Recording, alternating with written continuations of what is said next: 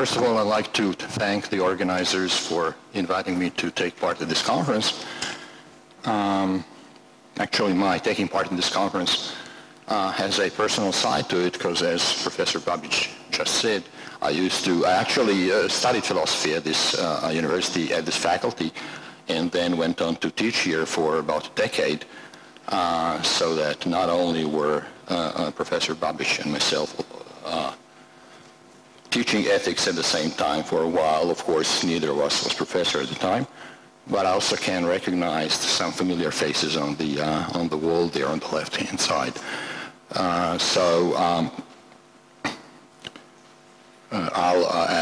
As you know, my topic has to do with an issue in Michael Walzer's Ethics of War. It's not a central issue, but I think it's an issue of some importance. So I'll more or less read out the paper so as not to take chances with the timing. And I probably have to compress it a bit given this late hour of the morning or even noon time. So here it goes. Philosophers agreed that the immunity of civilians against deadly violence in war is the centerpiece of the jus in bello part of any ethics of war, or more accurately, any plausible ethics of war. And unsurprisingly, they disagree about everything else concerning this immunity, about its ground, its scope, and its limits, or stringency, if you wish. Now, the division in ethics into consequentialist and non-consequentialist theories is replicated in the ethics of war, in the division into consequentialist and non-consequentialist accounts of war, of the morality of war, rather. Now, the former treats civilian immunity as a rule justified by its good consequences. A rule that prohibits targeting a large group of humans by lethal violence, and thereby helps reduce the overall amount of killing and destruction in war. And the latter treated as a matter of rights and justice. Human beings have a right not to be killed or maimed.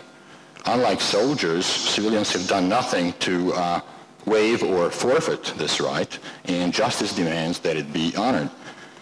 Now, both accounts, as you well know, face serious queries. The consequentialist account makes this immunity too tenuous, too weak. Whenever the best consequences attainable under the circumstances will be attained by disregarding civilian immunity, that will be the right thing to do.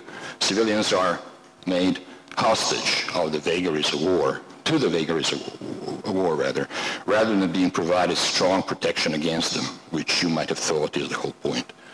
Non-consequentialist accounts of civilian immunity invite the question, is this immunity absolute?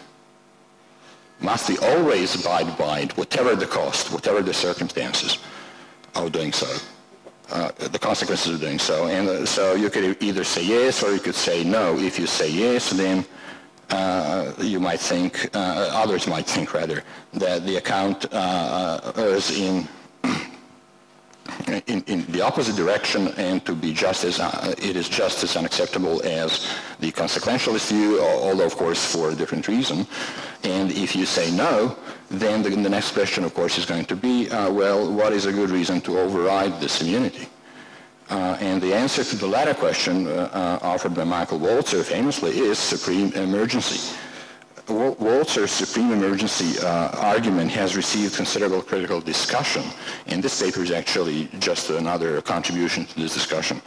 And so I'll look into some recent critiques of Walzer's position and go on to offer, in a sketch, an alternative view. So section 1 is simply entitled Supreme Emergency, and I do nothing but just remind you of the main points in Michael's position. Walzer introduces the argument of supreme emergency in the context of his account of jus in bello and against the background of his analysis of the problem over dirty hands. And he understands the former predicament as a special and extreme case of the latter. Sometimes different moral requirements pull us in opposite directions, and we can act as required by one only at the price of going against the other. And this is sometimes not very difficult to settle, because one moral requirement is more weighty than the other.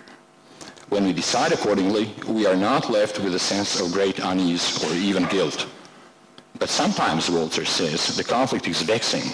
It presents us with a moral dilemma, a situation where one must choose between two courses of action, both of which it would be wrong for him to undertake. This is a quote from Walzer, and this is his definition of a moral dilemma. In all walks of life are liable to have to face this kind of situation, but of course those in politics are more likely or more liable to have to do so. For, as many have said, you cannot govern innocently, or at least you cannot govern innocently for a long time and with any great success. Moreover, we would not want to be governed by those concerned to keep their hands clean by strict adherence to moral rules, rather than to safeguard the common good. This is Walzer's claim. On behalf of whoever we is here, I suppose it's most of common citizens.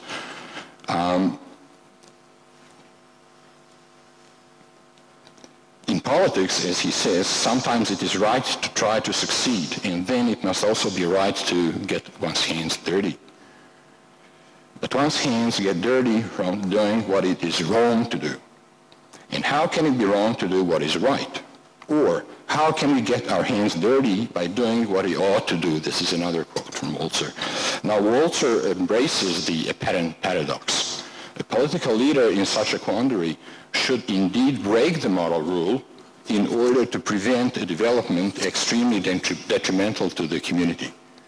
His action will be wrong in that it will be a breach of a stringent moral rule, and it will also be right in that it will stave off the threat to the community. It will leave him with dirty hands and a sense of guilt, yet he ought to do it. If he does not, he will not live up to the duties of his office. Now, such quandaries are particularly dramatic in wartime, and such was indeed the predicament Britain seemed to be facing in early 1942, when its government faced an impending defeat and believed there's nothing its military could do to prevent it as long as it was fighting clean. Now, Britain was perceived as the only remaining obstacle to the subjugation of most of Europe by the Nazis. And the rule of the Nazis over most of Europe would have meant, as Churchill put it, an age of barbaric violence. It would have involved extermination of some peoples and something very much like enslavement of others. In Walzer's words again, Nazism was an ultimate threat to everything decent in our lives. An ideology and a practice of domination so murderous, so degrading even to those who might survive, that the consequences of his final victory were literally beyond calculation, immeasurably awful.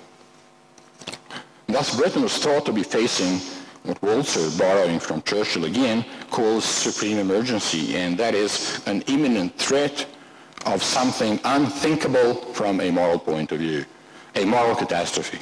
In such an emergency, and in such an emergency only, we may act in breach of such a basic and weighty moral rule as that of civilian immunity, if that is the only way we can hope to prevent the catastrophe.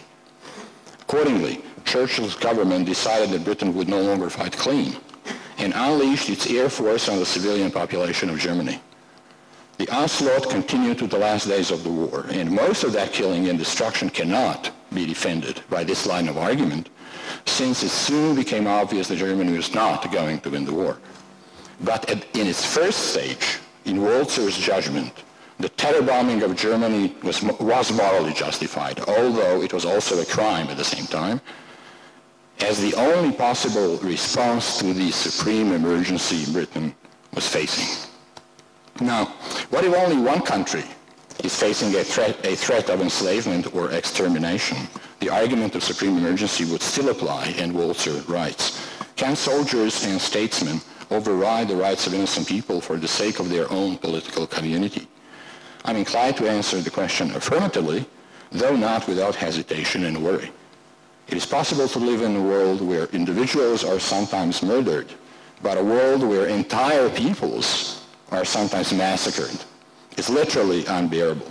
For the survival and freedom of political communities, whose members share a way of life developed by their ancestors to be passed on to their children, are the highest values of international society.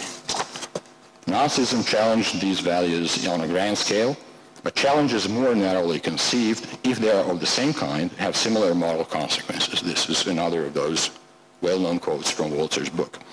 And Walzer ends his chapter on supreme emergency by emphasizing that civilian immunity may not be breached in the face of defeat simpliciter, but only in the face of defeat likely to bring disaster to a political community. Now, section 2, which is on some recent criticisms of the supreme emergency view. Walzer's supreme emergency argument has generated much critical discussion. I will now discuss some recent criticisms. This should prepare the ground for introducing an alternative view of the limits of civilian immunity in the final section. Walzer portrays supreme emergency as paradoxical.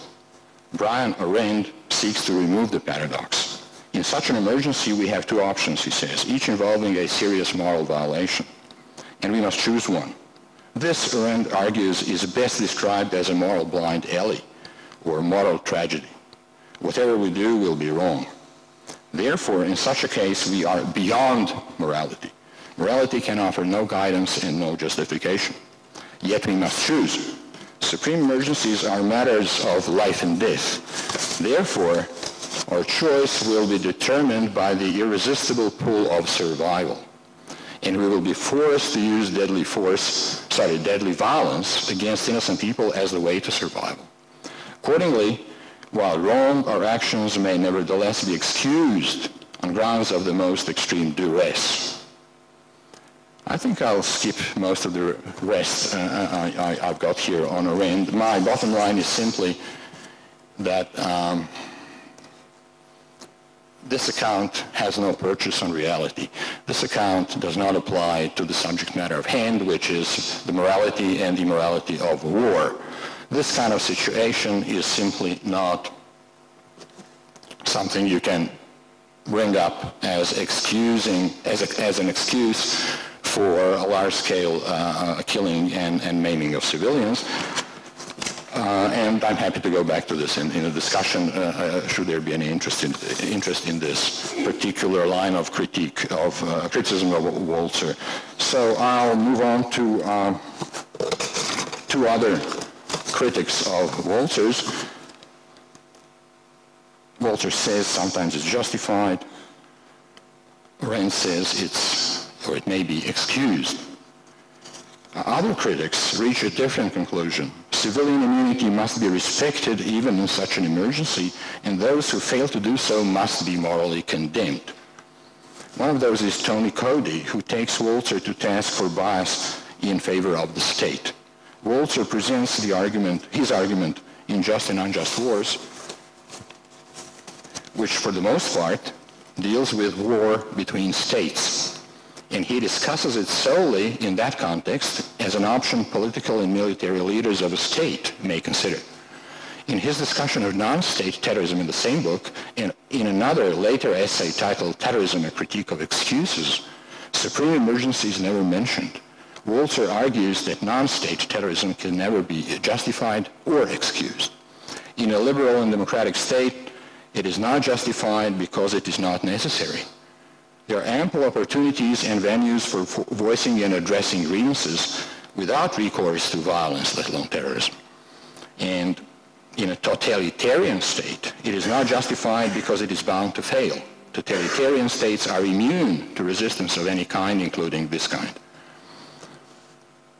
And yet, the sole historical instance of wholesale deliberate killing of civilians, Walzer considers justified as a response to supreme emergency, the bombing of German cities in World War II, is a case of state terrorism employed against a totalitarian state. So there's a bit of a problem here.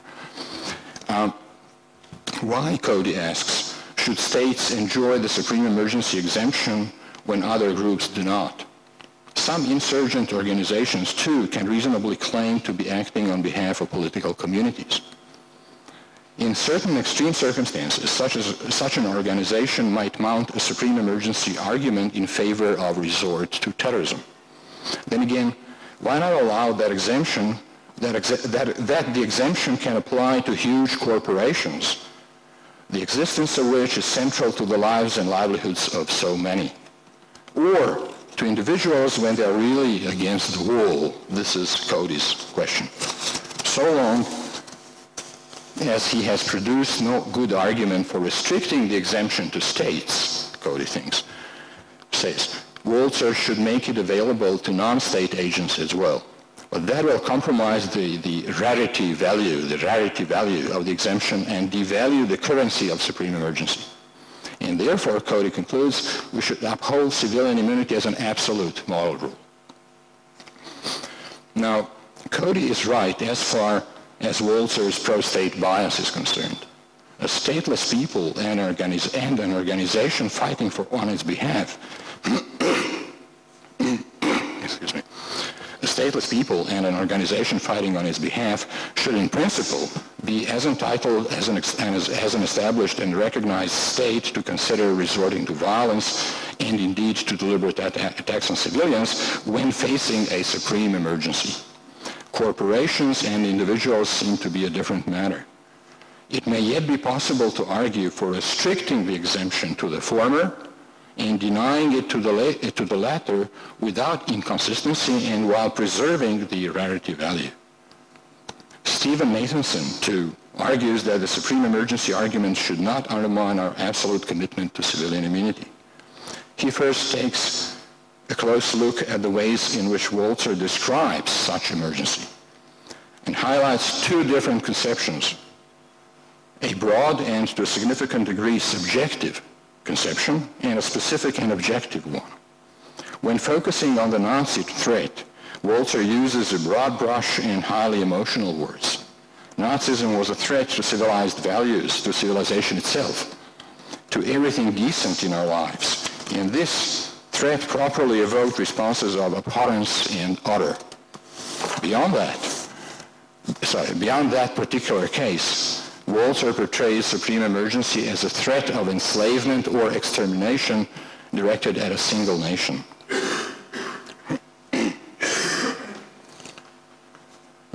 Vivid and detailed accounts by survivors of the terror bombing of German and Japanese cities in that war will also evoke a response of horror and abhorrence in a decent person. Moreover, if people are subjected to brutal rule over many years and cannot live normal, secure lives, they are likely to see their own situation as a supreme emergency for them. It is not clear that Walzer could show why these people are mistaken, since any form of extended oppression is a threat to civilized values. This is a quote from Nathanson. So should we then discard the first, broad and subjective approach to supreme emergency and adopt the second, specific and objective conception, according to which only the prospect of extermination or enslavement of a nation amounts to such an emergency? Nathanson finds this version of the supreme emergency criterion clear enough, but faults it for two reasons. First, it does not support Walzer's account of the British predicament at the early stage of the war, since Britain was not facing such a threat.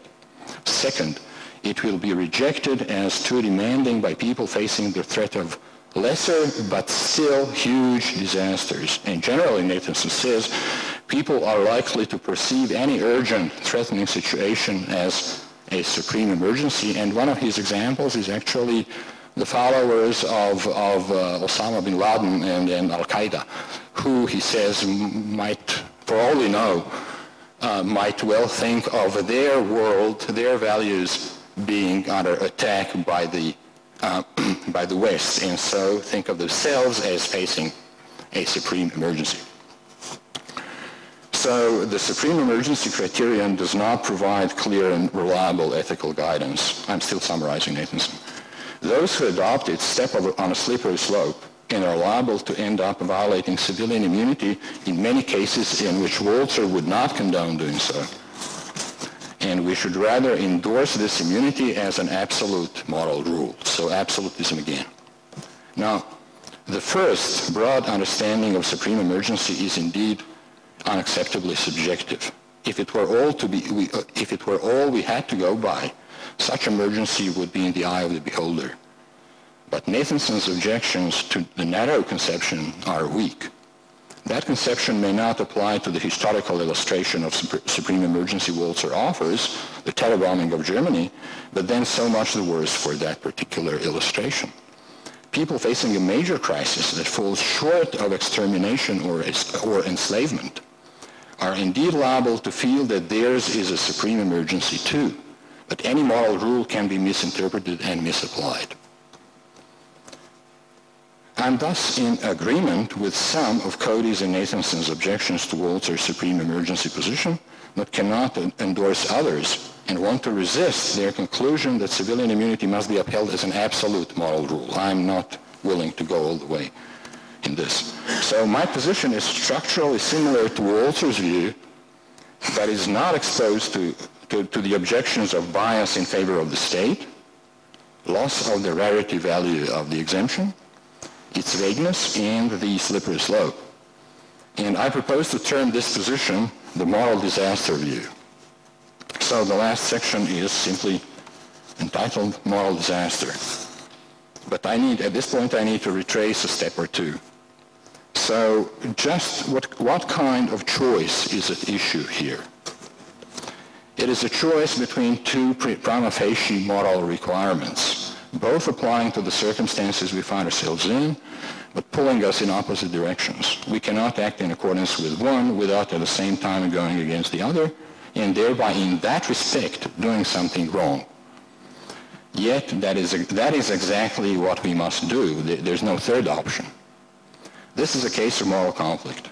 Walzer, however, calls this a moral dilemma, but his definition of moral dilemma I quoted at the outset, although probably in line with everyday usage, seems to me too wide for a philosophical discussion. Not every moral conflict is a moral dilemma. The latter term is better reserved for a certain type of such conflict. And this is moral conflict simpliciter. Sometimes, however, the conflicting moral requirements are equally weighty, or alternatively, neither is overridden by the other. And the two possible courses of action are equally wrong.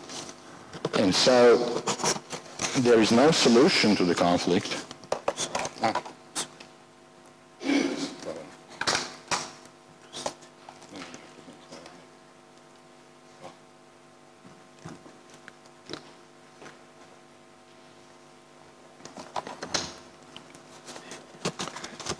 So sometimes there is actually no solution, nothing that in the end we ought to choose.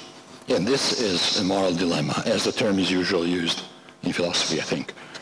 In this sense, cases that Walzer presents and discusses as instances of dirty hands, including that of supreme emergency, are not moral dilemmas, but rather moral conflict simpliciter. Moreover, it is not clear just what is gained by portraying a case of supreme emergency as one of dirty hands.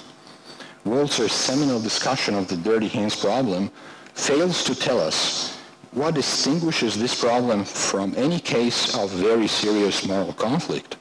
That is, moral conflict in which the conflicting moral requirements are very weighty indeed.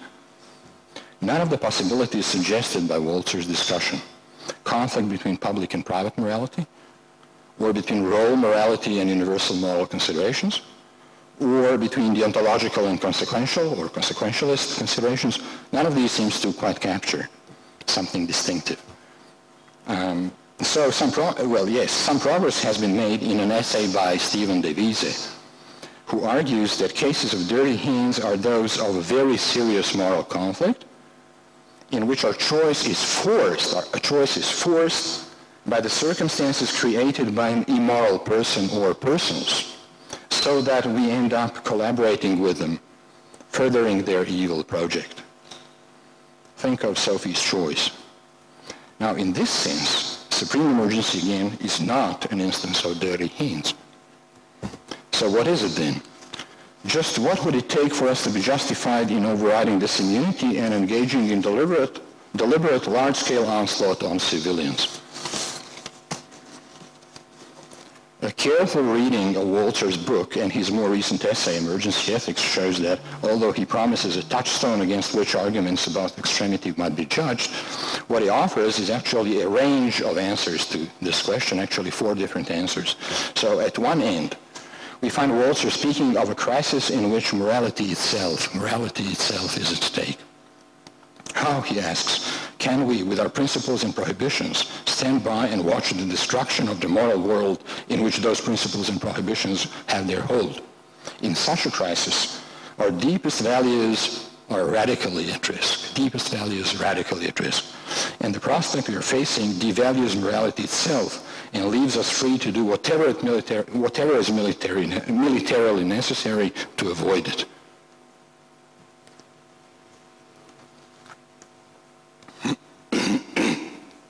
That's one. Second, then there is the prospect that was facing Great Britain and much of Europe in the early stages of World War II, that of entering an age of barbaric violence, in which entire peoples are exterminated or enslaved. 3, the next point on this atrocity scale, or enormity scale, is the prospect of extermination or enslavement facing a single people. And 4, and finally, there is a threat to the survival and freedom of a political community. Now, we should put both the first and the last understanding of supreme emergency to one side. I find the idea of a threat to morality itself unintelligible. I cannot envisage human existence, however damaged and constrained, bereft of all morality. An essential part of being human is being capable of moral deliberation and action. And human beings demonstrate this in the most trying circumstances. There is, for instance, ample evidence from that even in Soviet and Nazi camps, both inmates and guards engaged in moral thinking and acted accordingly. The notion of a threat to the survival and freedom of a political community is unhelpful because ambiguous. In one sense, it is a threat of extermination or enslavement of its people. This takes us back to the third understanding of supreme emergency to be found in Walter. In another sense, it is a threat to political independence of a state. Now, this kind of threat can hardly have the moral weight required. A state may or may not have moral legitimacy, and if it doesn't, its demise may actually be a change for the better, morally speaking. But even if it does, its loss of political independence, however deplorable, surely does not amount to the loss of everything decent in our lives, something to be staved off by means of wholesale killing and maiming of civilians. And so we are left with extermination or enslavement of entire peoples. If such a prospect facing a single people is enough to put onslaught on enemy civilians on the agenda, the same prospect facing a number of peoples will provide an even more compelling reason to do so. However, the expression extermination or enslavement needs to be unpacked, for the two differ in some important respects. First, it is clear that extermination of a people it is clear what extermination of a people amounts to, whereas enslavement can refer to different things.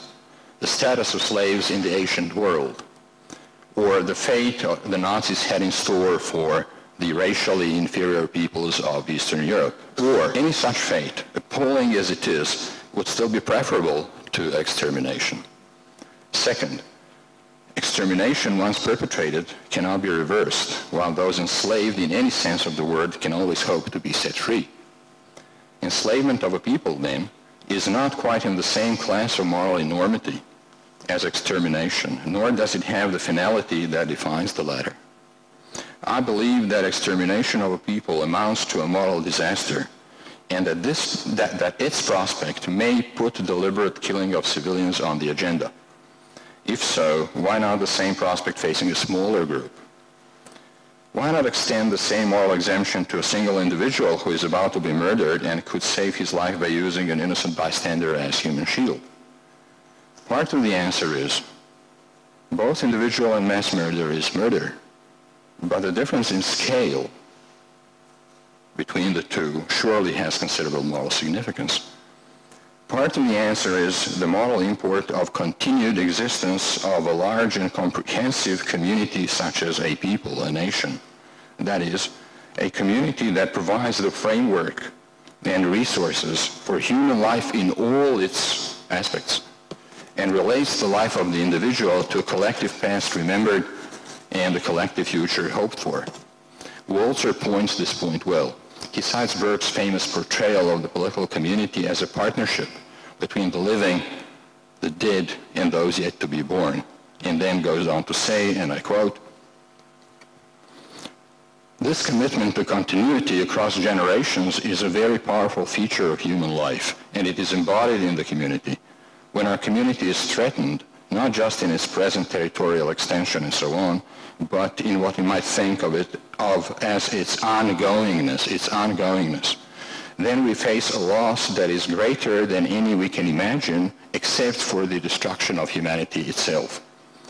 We face moral as well as physical extinction, the end of a way of life as well as of a set of particular lives. The disappearance of people like us, and it is then that we may be driven to break through the moral limits that people like us normally attend to and respect." This is the end of the quote. Now, a people can be threatened in its ongoingness in a way that falls short of extermination, but may be no less effective, by being ethnically cleansed from its land. Strangely enough, Walzer never adverts to this in this context.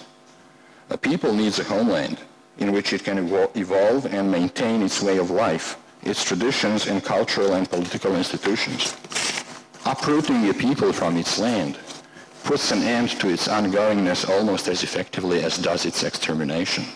Indeed, the two are closely related. More often than not, those seeking to annex another people's land, but not its inhabitants, carry out massacres with the view of terrorizing those who survive into fleeing.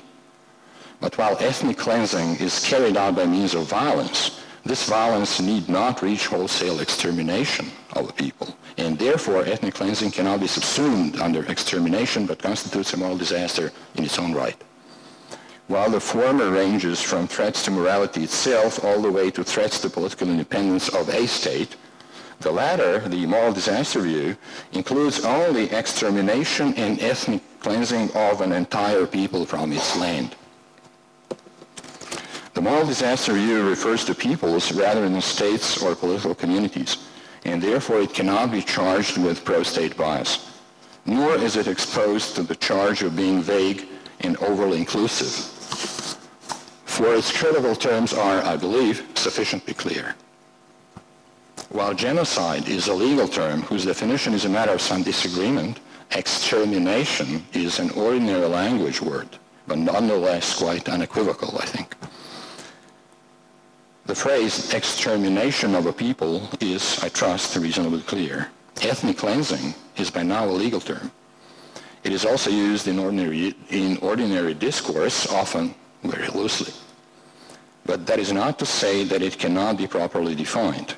I find the following definition offered by Bosnian legal scholar Dražen Petrović quite helpful, and I quote, "Ethnic cleansing is a well-defined policy of a particular group of persons to systematically eliminate another group from a given territory on the basis of religious, ethnic, or national origin. Such a policy involves violence and is very often connected with military operations." This is the definition, which I find good. By restricting the notion of moral disaster to extermination or ethnic cleansing of entire peoples, two wrongs that, in view of their enormity and finality, constitute, I believe, a category apart, the present view goes a long way in preserving the rarity value of the exemption it proffers. Its rarity value is further ensured, I believe, by attending to an issue that Walzer deals with only very briefly and that has been neglected by his critics. The meaning of supreme emergency is defined by two criteria: the nature of the danger and its imminence.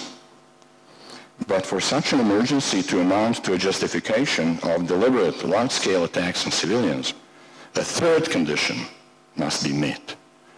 Such attacks must be the way and the only way of staving off the danger. Now, just how certain must we be of that? One might argue that when in extremis, we cannot apply high epistemic standards. If we cannot know what will work, we just have to take our chances with whatever might. And this is Walter's view. In such a predicament, he says, there can be no certainty, and it's not a matter of calculating probabilities either. So what we can and must do is study the situation closely, take the best available advice, and then wager the determinate crime of large-scale killing and maiming of civilians against the immeasurable evil in store for us. Now, as you see, this position highlights the enormity of the threat, but fails to give due weight to the enormity of the means proposed for fending off the threat.